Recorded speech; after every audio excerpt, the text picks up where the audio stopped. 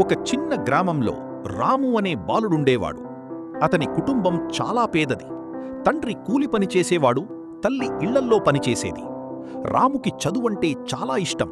కాని ఇంట్లో పరిస్థితులు బాగాలేక పుస్తకాలు కొనడానికి కూడా డబ్బుండేది కాదు. అయినా రాము నిరాశపడలేదు. పాత పుస్తకాలు తీసుకుని చదివేవాడు. రాత్రి ఇంట్లో కరెంటు లేకపోతే వీధి దీపం కింద కూర్చొని చదివేవాడు. గ్రామంలో చాలామంది అతన్ని చూసి నవ్వేవారు. ఇంత పేదవాడివి పెద్దవాడవుతావా అని ఎగతాళి చేసేవారు. కాని రాము ఒక్క మాట మాత్రమే చెప్పేవాడు: నా పరిస్థితి చిన్నది కావచ్చు, కాని నా కలలు చిన్నవి కావు. రోజులు గడిచాయి, పరీక్షలు వచ్చాయి.